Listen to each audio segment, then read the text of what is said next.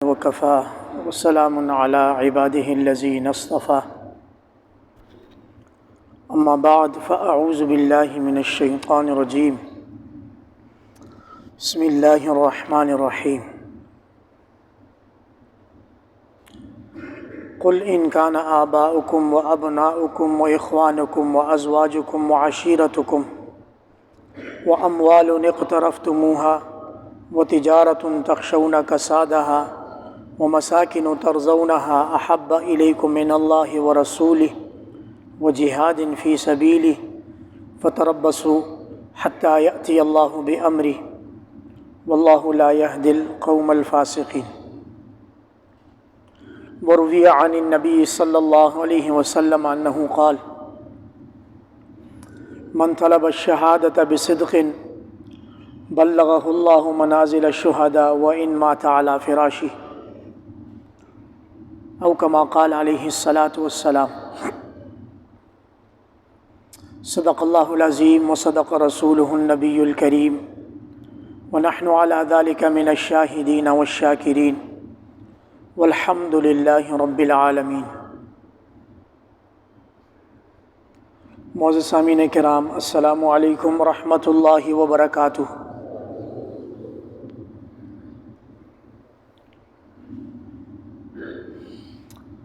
امت مسلمہ پر اس وقت ایثار اور قربانی واجب ہے۔ ایک قربانی بڑی عید کے موقع پر مسلمان جانور ذبح کر کے کرتے ہیں، اور ایک قربانی کا وقت یہ وقت ہے، اور ایثار اور قربانی کے جو الفاظ ہیں یہ بڑے سنے سنائے سے ہیں، کیونکہ مسلمانوں کو معلوم ہے کہ جب مہاجرین نے ہجرت کی تھی تو انصار نے ان کے لیے ایثار اور قربانی کی تھی۔ یہ پرائمری اسکول کا سبق ہے، غالباً کلاس 4 سے لے کر کلاس 8 تک کی ٹیکسٹ بک جو ہوتی ہیں ان میں پڑھا دیا جاتا ہے، لیکن اس پر عمل ہمارا کتنا ہے، اس کے جانچنے کا بھی ٹائم ہے اور پرکھنے کا بھی ٹائم ہے۔ امت مسلمہ اس وقت جن حالات سے گزر رہی ہے، اللہ کریم اس ساری حالات کو امت مسلمہ کی بیداری کا ذریعہ بنا دے۔ اور یاد رکھیں، یہ جو سینے میں درد اٹھا ہے، یہ طبیعت میں بے چینی آئی ہے، اللہ کرے کہ یہ کوئی رنگ لے آئے، یہ بے چینی، یہ درد وقتی نہ ہو، بلکہ یہ ہمارے سینوں سے آنے والی نسلوں میں جائے، اور وہ چیز جس کے لیے باطل نے بڑا خرچہ کیا، بہت بڑا خرچہ کیا پاکستان بننے سے پہلے اور پاکستان بننے کے بعد، کہ لفظ جہاد کو ان کی زندگیوں سے دور کیا جائے، اور پاکستان بننے سے پہلے بڑے بڑے فتاوی بھی جاری ہوئے، انگریز نے اپنے دور حکومت میں یہ کیا، اور پاکستان بننے کے بعد ابھی قریب کے زمانے میں بھی یہ کام ہوا، 85 90 کے بعد بھی یہ معاملہ دہرایا گیا کہ مسلمانوں کو یہ باور کیا گیا کہ جہاد جو نبی کریم صلی اللہ علیہ وسلم کے زمانے میں تھا اس کا ٹائم گزر چکا، اب جہاد نہیں ہے بلکہ فساد اور دہشت گردی ہے۔ چنانچہ چند نام کے دانشور لوگ اور سادہ لوگ مسلمان اس دھوکے میں آئے بھی، اور ہمارے آس پڑوس میں کشمیر والوں پر ظلم ہوتا رہا، پڑوس میں ظلم ہوتا رہا، چند لوگوں کو درد ہوتا رہا اور دیگر چند یہ کہتے رہے یہ صحیح ہو رہا ہے۔ باہر کیف ایک بہت بڑی انویسٹمنٹ مسلمانوں کا یہ جو فریضہ جہاد تھا اس کو ختم کرنے کے لیے استعمال کی گئی۔ آپ تھوڑا گہرا اگر مطالعہ کریں پچھلے 30-40 سال کے احوال کا، تو آپ کو واقعی محسوس ہوگا کہ مسلمانوں کو اس عبادت سے دور کیا گیا، یہاں تک کہ نصاب کے اندر سے تبدیلی کرنے کی بات بھی کی گئی کہ مسلمانوں کے نصاب میں بھی تھوڑی بہت تبدیلی کی ضرورت ہے۔ ان کے نصاب میں جو شدت پسندی والی آیتیں ہیں، قربان جاؤں آپ کی تعبیر پر، ان کے نصاب میں جو شدت پسندی والی آیتیں ہیں، ان کو ریویو کیا جائے، ان پر نظر ثانی کی جائے۔ کیسے ریویو کیا جا سکتا ہے؟ قرآن مجید کی ایک سورت ہے والعادیات صبحا، قسم ہے ان گھوڑوں کی جو میدان جنگ میں صبح میں دوڑتے ہیں۔ نکالیں قرآن مجید سے، کیسے ریویو کریں گے؟ گھوڑوں کی بجائے آپ ہواؤں کو لا سکتے ہیں کہ قسم ہے ان ہواؤں کی جو صبح چلتی ہیں۔ اس میں تو کوئی بات نہیں ہے، ہوا شام میں بھی چلتی ہے، اور اللہ رب العزت کو صبح کے وقت کی چلنے والی ہواؤں کی قسم کھانے کی ضرورت نہیں ہے، کیونکہ آگے پھر شام میں دوڑنے والے گھوڑوں کا ذکر ہے۔ پھر ان ساری آیات کو آپ نکالنے کی کوشش کریں تو اس میں فوسطن بہ جمعا، گھوڑے کی بہادری کا ذکر ہے کہ سامنے آگ، خون اور موت کا کھیل ہوتا ہے، لیکن وہ اپنے مالک کے حکم پر اس میں کود پڑتا ہے۔ خلاصہ یہ کہ باطل نے بہت کوشش کی کہ مسلمانوں کو جہاد جیسی مقدس عبادت سے دور کیا جائے، اور اس میں وہ شروع میں کامیاب ہوئے۔ لیکن یہ جو پچھلے 10-15 دن یا اکتوبر شروع ہونے کے بعد جو دنیا کا نقشہ بدلا ہے، جو مظلومیت کی ایک داستان لکھی جا رہی ہے اہل غزہ فلسطین پر، قربان جاؤں اللہ پاک کی ذات کریم پر کہ اللہ رب العزت نے ہر مسلمان کے دل میں یہ جذبہ بیدار کر دیے کہ زندگی جہاد ہے، چاہے کر سکیں یا نہ کر سکیں، زندگی میں کبھی میدان کارساز میں اتریں یا نہ اتریں، لیکن مسلمانوں کو اتنا باور کرا دیا، میکسیمم مسلمان، بعض آج بھی سوئے ہوئے ہیں، وہ یہ سمجھ رہے ہیں کہ پروپیگنڈا ہے، پری پلاننگ ہے، بہت کچھ سمجھ رہے ہیں، وہ چلے ان کو سمجھنے دیں۔ لیکن عامت المسلمین کے اندر اللہ رب العزت نے ان کے دلوں کے اندر ایک چنگاری لگا دی ہے کہ دیکھیں یہ مسلمانوں پر ظلم ہو رہا ہے، یہود ظلم کر رہے ہیں، ان یہود کو مارنا چاہیے، اسی مارنے کو جہاد بولتے ہیں، اور اللہ کرے کہ اب یہ زندہ رہے، یہ دوبارہ کسی پروپیگنڈے کے تحت آ کر اس کو زنگ نہ لگے۔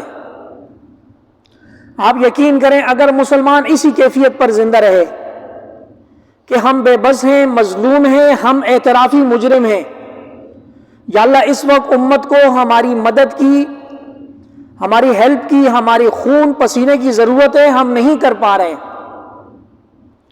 لیکن یا اللہ کبھی موقع ملا تو آپ کے راستے میں جہاد کریں گے۔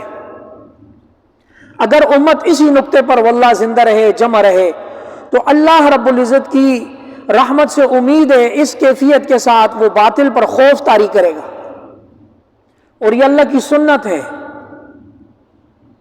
یہ اللہ کی بہت بڑی سنت ہے۔ اللہ رب العزت مسلمانوں کا دل کا جو حال ہے وہی پرکھنا چاہتے ہیں کہ کیا حال ہے، دنیا کے ساتھ لگ چکے ہیں یا نہیں، دنیا کے ساتھ نہیں لگے۔ آپ قرآن مجید سورۃ الانفال اور سورہ توبہ کا گہرا مطالعہ کریں۔ سورۃ التوبہ جہاں نصف ہو جاتی ہے 10واں پارہ، اس کے بعد سے ایک عجیب بیان ہے۔ اللہ رب العزت ان مسلمانوں کو خطاب فرماتے ہیں جنہوں نے ہجرت کے بعد سے لے کر مسلسل 10 سال جہاد کیا۔ فتح مکہ ہو گئی اور غزوہ حنین ہو گیا۔ غزوہ حنین میں مسلمانوں کی تعداد اس سے پہلے کی تعداد سے تاریخی مقدار زیادہ، 14,000 مسلمان تھے، اس میں بھی اللہ رب العزت نے فتح دے دی۔ اب جب واپس مدینہ منورہ پہنچے تو جزیرہ عرب میں جہاد کرتے ہوئے 10 سال پورے ہو گئے۔ اب وہ وقت تھا کہ مسلمان تھوڑے سے سسکا لیں، تھوڑا آرام کر لیں۔ پورے جزیرہ عرب پر نبی کریم صلی اللہ علیہ وسلم اور ان کے محبین انصار اور مہاجرین کی دھاک بیٹھ گئی۔ حقیقتاً وہ لوگوں کو ریسٹ کرنے کا ٹائم تھا کہ مسلسل 10 سال ہو گئے جہاد کرتے ہوئے، یہاں تک کہ ایک صحابی کے بارے میں آتا بھی ہے، حضور جب سے ہم نے اسلام قبول کیا ہے ہم اس تلوار کو اپنے لباس سے جدا نہیں کر پا رہے.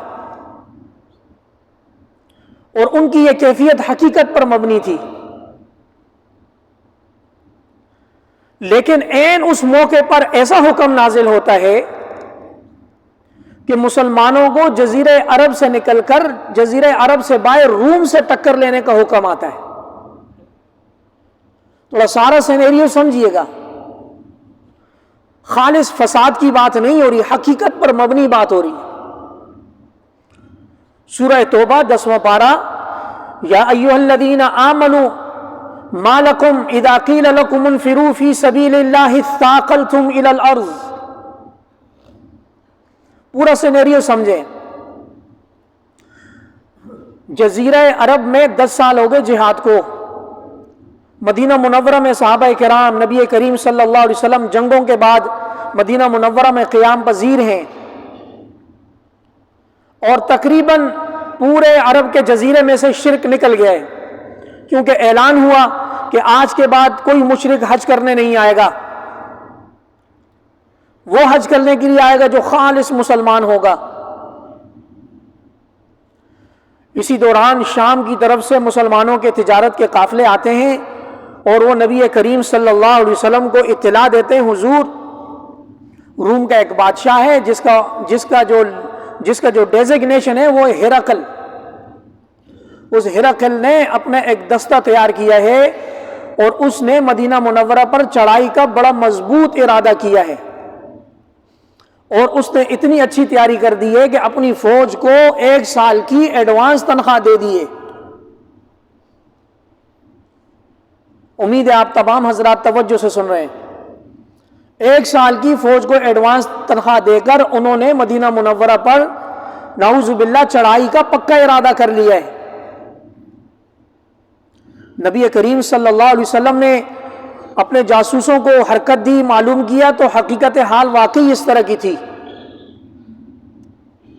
اب تک کا جہاد جو حضور نے اپنے صحابہ کرام کے ساتھ مل کر اللہ کے کلمے کو بلند کرنے کے لیے کیا تھا، وہ صرف جزیرہ عرب میں تھا.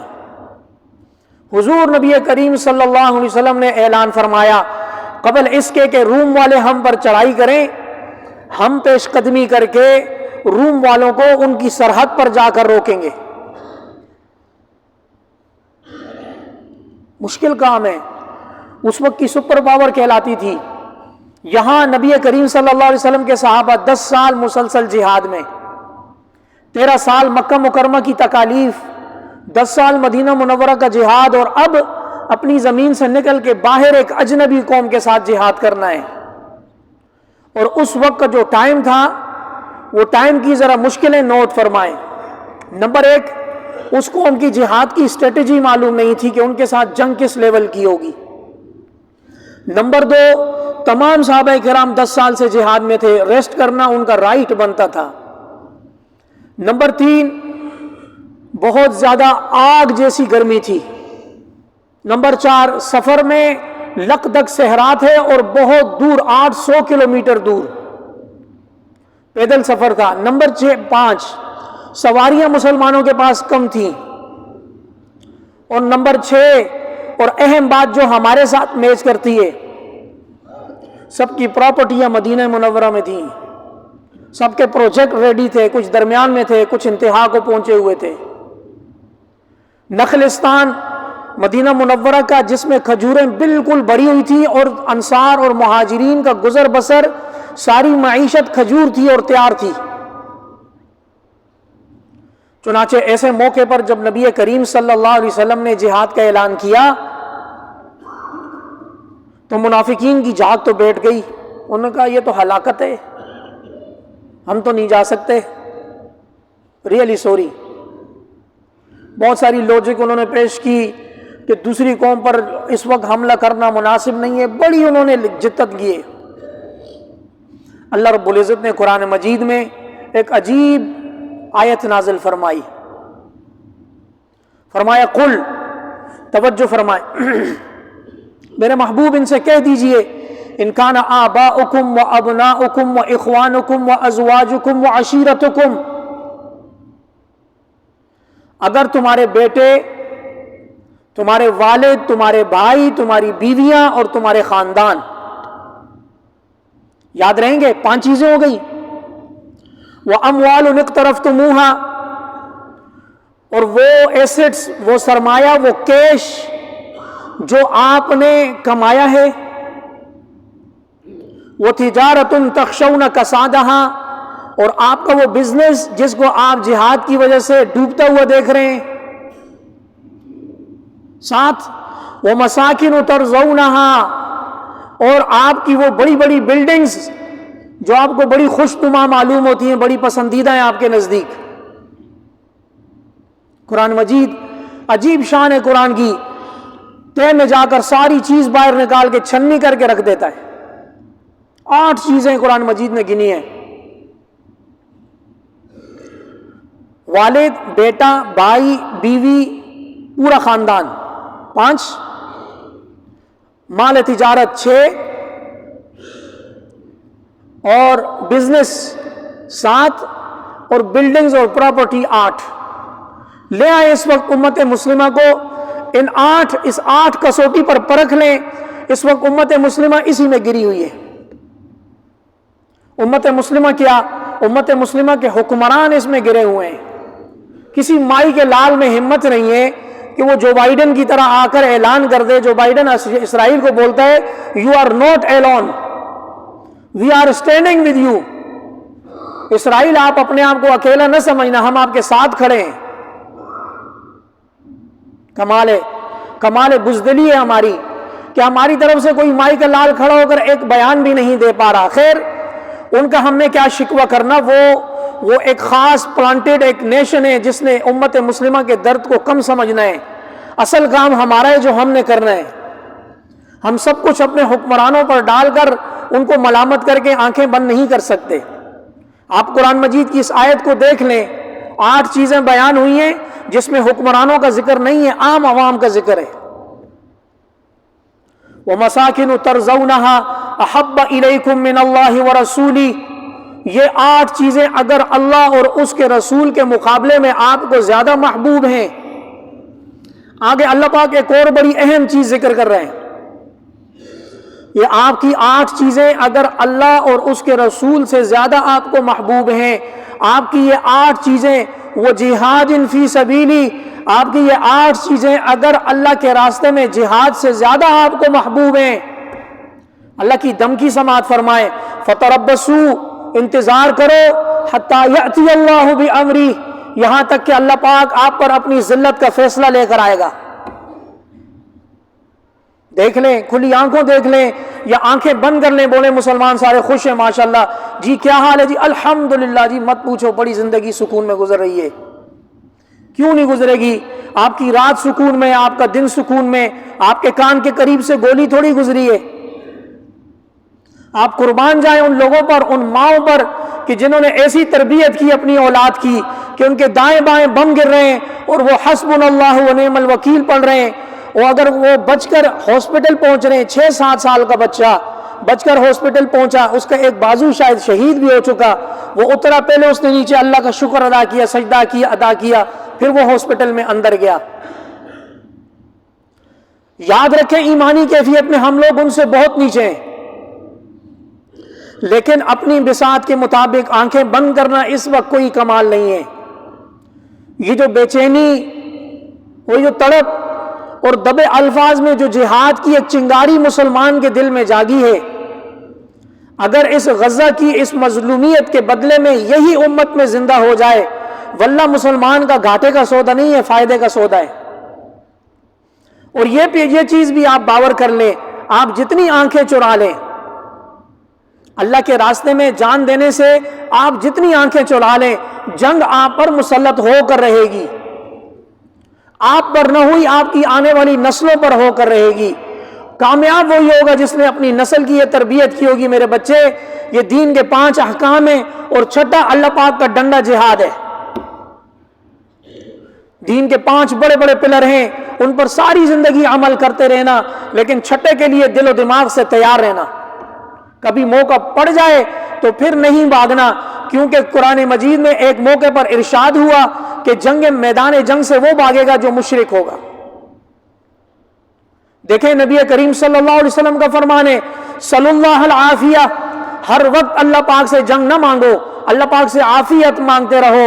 وَإِذَا لَقِيتُمُ الْعَدُوَّ فَاثْبُتُوا، لیکن اگر جنگ تمہارے سروں پر مسلط کر دی جائے تو پھر ثابت قدم رہنا، پھر جوان کے بچے بن کے رہنا، پھر بھاگنا کمال نہیں ہے، بھاگنا ایمان کی کمزوری کی نشانی ہے۔ اور اس کے ساتھ ایک اور چیز یاد رکھیں، حضور نبی کریم صلی اللہ علیہ وسلم کا فرمان ہے کہ جو صدق دل سے شہادت کی طلب کرے، من طلب الشہادت بصدق، جو اللہ رب العزت سے سچے دل کے ساتھ شہادت کا طلبگار ہو، بلغہ اللہ منازل الشہداء، اللہ اس کو شہیدوں کی اونچی منزلوں تک فائز کرے گا۔ وَإِن مَاتَ عَلَى فِرَاشِهِ، اگر اس کو موت اپنے بستر پر بھی آ جائے۔ دو چیزیں طے ہو گئیں، نمبر ایک موت تو آنی ہے، نمبر دو اس نیت اور اس ولولے اور جذبے کے ساتھ آئے کہ یا اللہ موت آنی ہے تو تیرے راستے میں آئے۔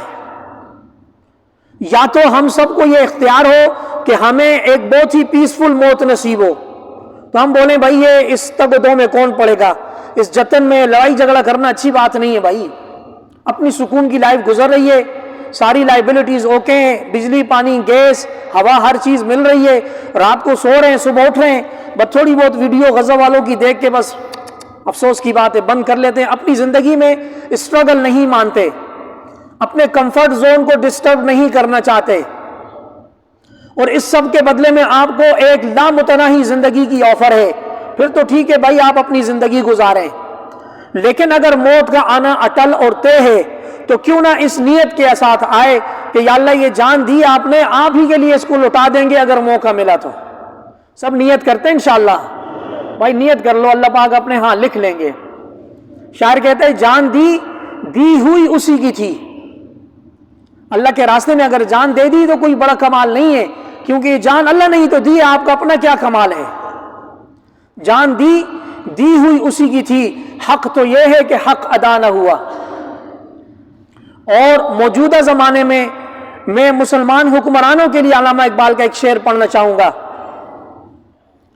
غیرت بڑی چیز ہے اس جہان تگ و دو میں، غیرت بڑی چیز ہے اس جہان تگ و دو میں، پہناتی ہے درویش کو تاج سرداراں۔ غیرت اگر مل جائے نا، کہیں سے دکان سے بھی ملے ہمیں، تو ہمیں خرید کر گفٹ کرنی چاہیے کہ جن کے پاس اس وقت اختیار ہے اور وہ مصلحت کی چادر اوڑھ کر لیٹے ہوئے ہیں، اللہ کریم ان کے منہ سے کچھ ایسے الفاظ نکال دیں کہ جس سے اس وقت تمام اسلامی ممالک کی جو رعایا ہے ان کے دلوں کو اللہ پاک ٹھنڈا کروا دیں۔ وآخر دعوانا ان الحمد للہ رب العالمین، سنتیں ادا کیجیے۔